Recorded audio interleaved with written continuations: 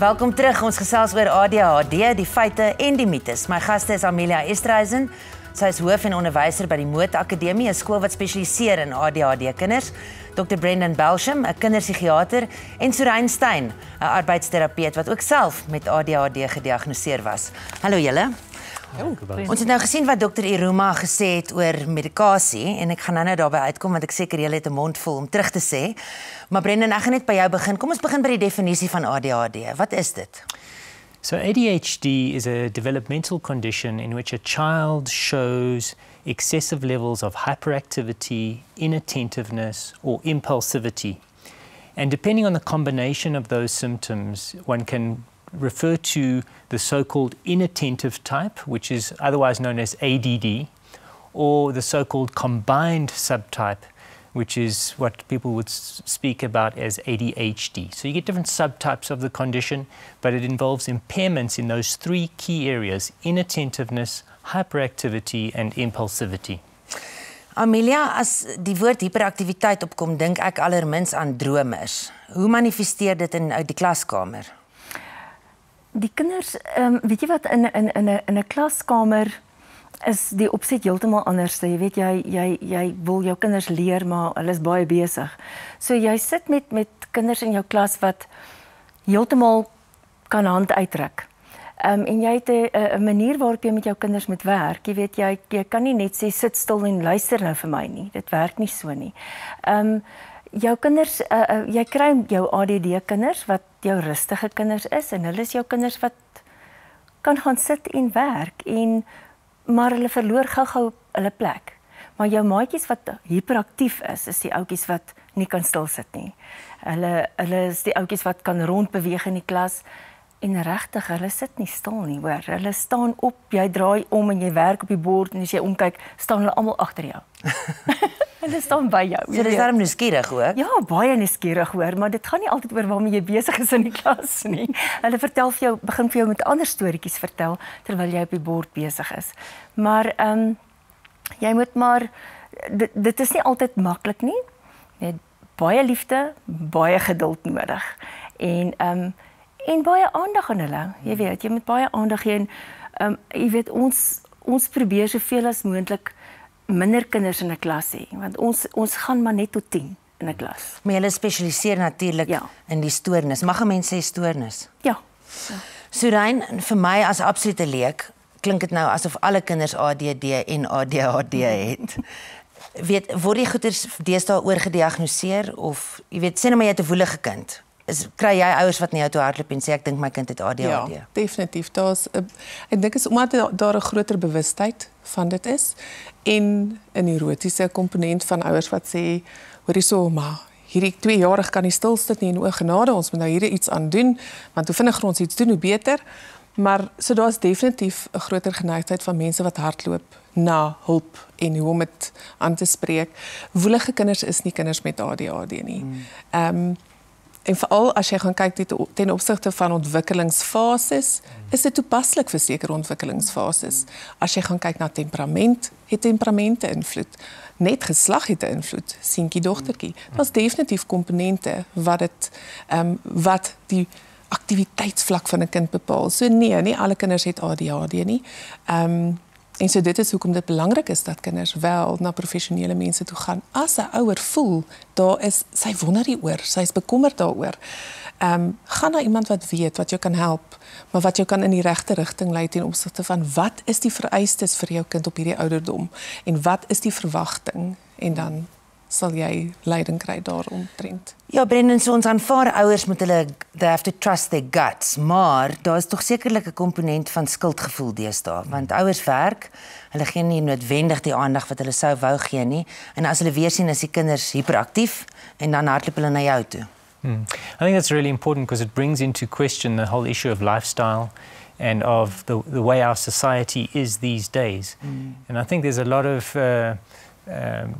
sort of evidence these days that some of the lifestyle factors that our kids are exposed to, such as electronic devices from a very early age, are actually preconditioning the brain to expect high levels of stimulation.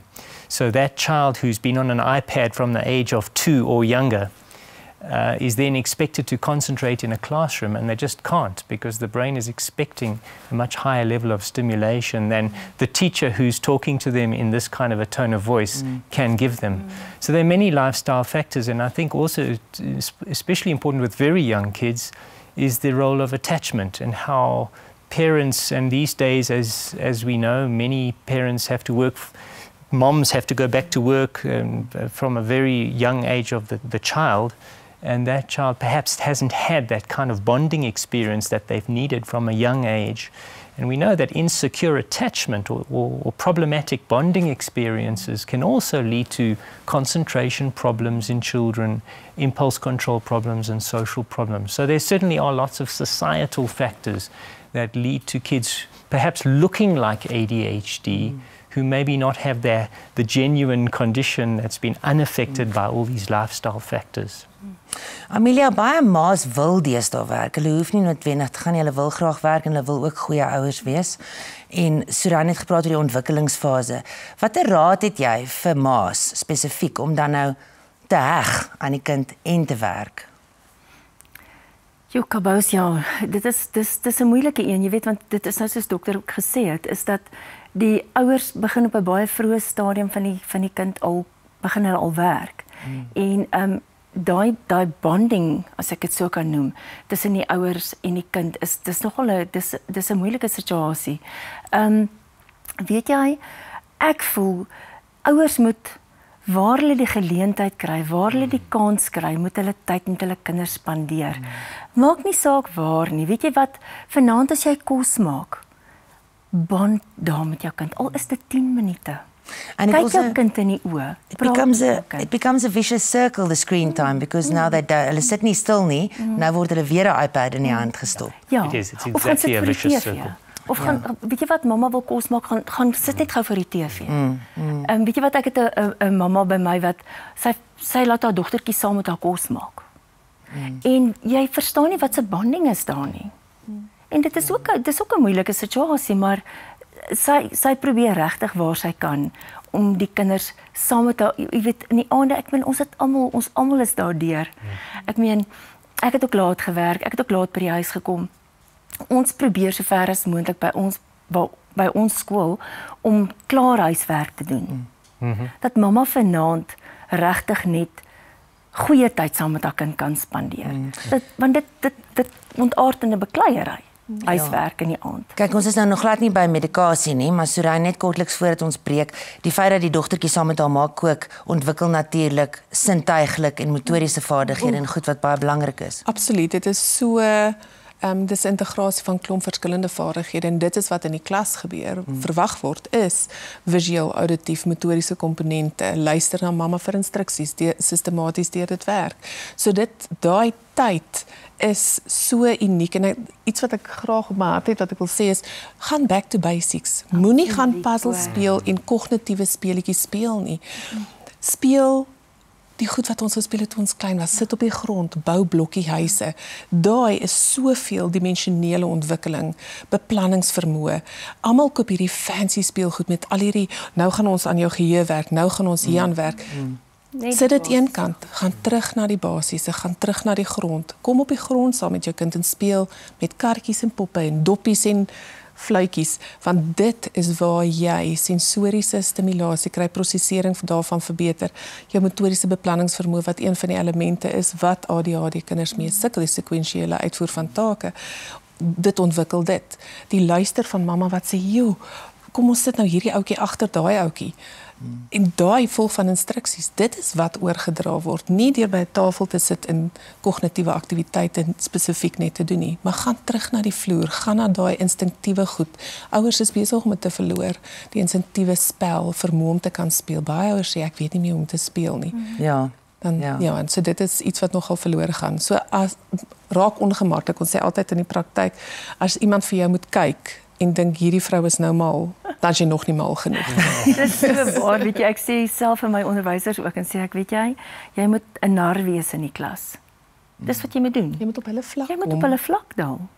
Jy kan nie vir hulle klas gee, en soos dokter gesê het, jy weet jy daai monotoniese stem, jy weet, dit hou hulle nie. Jy moet regtig so sin. Dis nou as hulle reeds gediagnoseer is. Intussen kan jy as jou kinders nog wakker is, vir hulle gaan vra om gou vir jou 'n koppie koffie te maak. Dis dalk 'n goeie idee en dan bly jy ingeskakel, ons is nou weer terug.